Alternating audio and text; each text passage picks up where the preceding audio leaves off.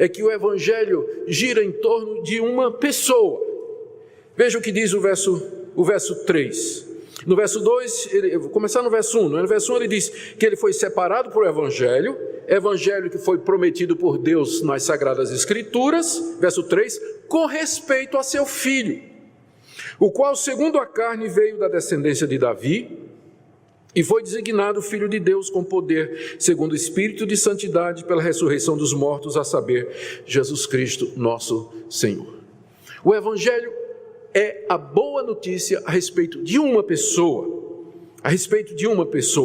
O Evangelho não é sobre prosperidade material, o Evangelho não é sobre receber a bênção, o Evangelho não é sobre moralidade, o Evangelho não é sobre ética, o Evangelho é uma pessoa, a respeito do seu Filho. Jesus é o centro do Evangelho e, portanto, ele é o centro da pregação da igreja, de tudo aquilo que nós somos e fazemos, com respeito a seu Filho. A promessa de Deus era com respeito a ele, que ele haveria de mandar alguém para ser o Salvador.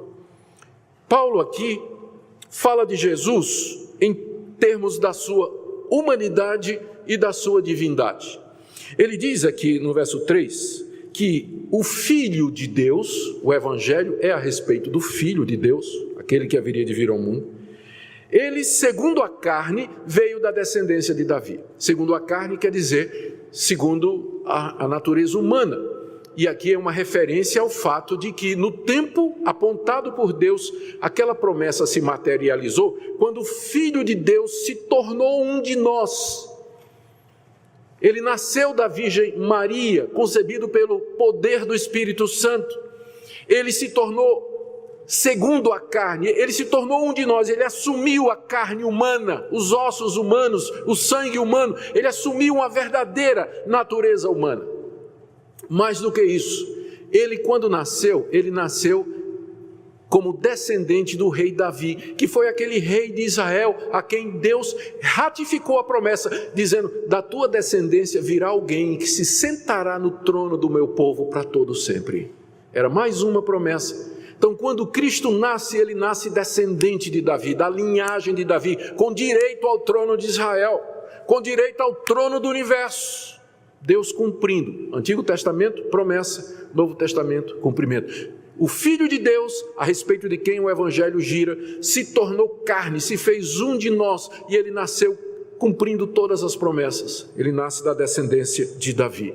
Mas ele era mais do que um judeu de linhagem real. Ele era mais do que um judeu com pretensões ao trono. Ele, na verdade, era o Filho de Deus. Mais do que filho de Davi, ele era o Filho de Deus, aí no verso 4.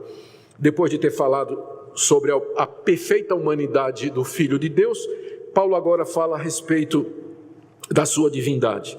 Ele diz no verso 4 que ele foi designado Filho de Deus com poder. Ou seja, houve alguma coisa que aconteceu, ou algumas coisas aconteceram que designaram, demonstraram, confirmaram, deixaram claro para todo mundo que aquele judeu descendente de Davi era mais do que um homem como nós, mas ele era o próprio Deus. E Paulo menciona duas coisas aqui. Primeiro, ele diz, foi designado Filho de Deus com poder, segundo o Espírito de santidade. Tem duas possibilidades de interpretar essa frase. Primeiro é uma referência ao Espírito Santo, mas seria uma construção estranha, porque Paulo, quando quer falar do Espírito Santo, ele diz Espírito Santo. É a única vez que aparece essa expressão Espírito de santidade. A outra é que pode se referir ao fato de que Cristo, que Jesus, durante a sua vida, aqui como homem, ele nunca cometeu pecado. Ele foi santo em todo o seu procedimento, e só há um ser que consegue ser santo em todo o seu procedimento, que é Deus. Então ele foi demonstrado que ele é o Filho de Deus por causa do Espírito de santidade que havia nele, e pelo qual ele nunca pecou, ao contrário de toda a raça humana. Mas tem uma segunda coisa que designa, que mostra que Jesus era o Filho de Deus. Paulo diz no verso 4, pela ressurreição dos mortos. Ao ressurgir dos mortos ao terceiro dia, depois de se oferecer como sacrifício pelos pecados do seu povo, Jesus foi poderosamente designado como Filho de Deus. Se ele tivesse ficado morto depois da crucificação pelos romanos a pedido dos judeus, ele seria considerado até hoje como simplesmente mais um revoltoso judeu, como Teudas, como um tal de Judas, que foram revolucionários que apareceram antes de Jesus, que lideraram o povo. Teudas levou mais de 400 homens numa revolução armada contra Roma. Os romanos mataram Teudas e o movimento acabou. Depois apareceu um tal de Judas no tempo do recenseamento, aquele que Maria e José participaram, que também levantou as multidões e muita gente seguiu. Os romanos mataram esse tal de Judas e o movimento acabou também. E Jesus, aos olhos daquele pessoal, pareceria mais um líder revolucionário. Se ele tivesse ficado morto na sepultura, ele estaria na galeria junto com Teudas e Judas e outros revolucionários judeus, cujo movimento não deu em nada.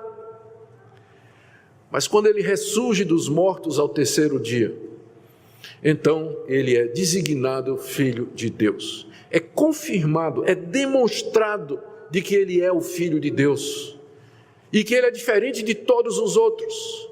E Paulo ainda acrescenta, ele diz, que ele foi designado Filho de Deus com poder. Ao ressurgir dos mortos ao terceiro dia, o Filho de Deus, sobre quem é o Evangelho, ele sobe aos céus, se senta no trono da majestade, e aí ele vai poder dizer aos discípulos: todo poder me foi dado no céu e na terra, portanto, ide, pregai o Evangelho a toda criatura. O Evangelho é a respeito de uma pessoa. O Evangelho gira em torno da pessoa de Cristo, verdadeiro homem e verdadeiro Deus, ressurreto entre os mortos, entronizado à direita de Deus e que tem todo poder no céu e na terra. E Paulo, finalmente, no verso 4, ele diz quem é esse Filho de Deus, a saber, Jesus Cristo. Ele identifica agora. Esse é Jesus, Jesus Cristo. Ele é o cumprimento de todas as promessas. Ele é o centro do Evangelho, ele é a razão das boas novas. Aí ele acrescenta, Jesus Cristo, nosso Senhor, de quem eu sou escravo, de quem eu sou servo. Ele é o Senhor de tudo e de todos.